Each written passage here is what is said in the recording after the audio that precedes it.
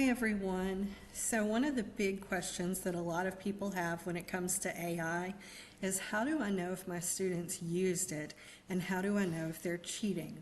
So with AI, one of the best things is to try to design your assignments in a way so that it's not necessarily impossible, but it's a little bit more difficult to cheat. So what I'm going to do is I'm going to give Google Gemini just a general question. Tell me about the American Revolution.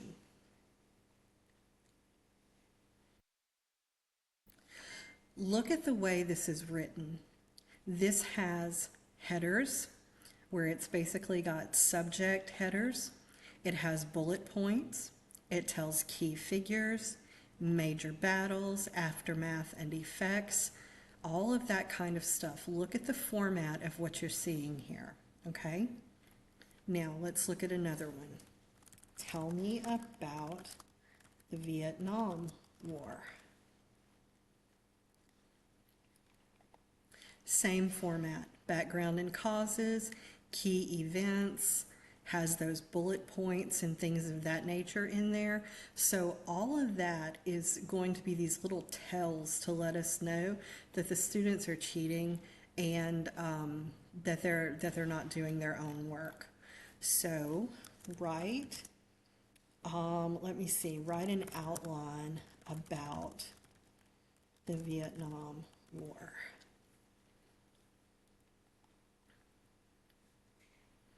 Sometimes it takes it a second or two.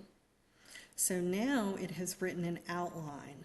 And again, look at the way this is put together, how it has those bullet points in it and things of that nature. Those are going to be some signs to us as instructors that what they've done is they've basically copied and pasted. Okay? Super easy to do. So one more, let's write a 2-page essay about the American Revolution. Sometimes AI will not write an essay. It'll tell you that it can't do that or it doesn't want to, but oh look, it did it for me.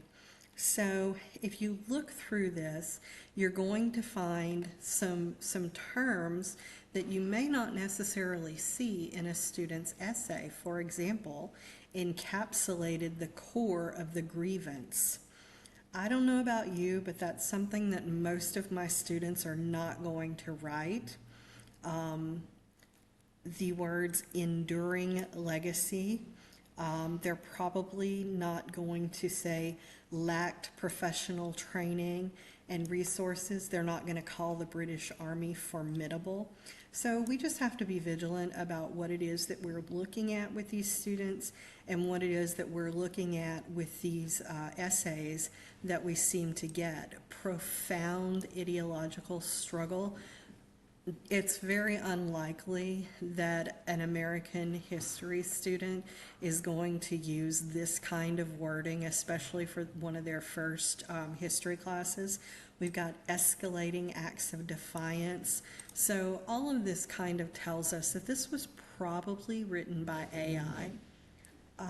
Another thing that we can see, let's have it write a paragraph about the American Revolution. Again, that same kind of thing that you'll see, grievances, perceived injustices, the British Crown, referring to it as the British Crown, using the word culminated. So this is a lot of the things that we often see whenever we're dealing with this kind of information and whenever students are cheating, whenever it comes to this. So those are a couple of little keys that you will see. Let me see if I can get it to do one more for us. Let's say evaluate the American Revolution. Nope, it didn't do. So let's do military strategy. Evaluate the military strategy of the American Revolution.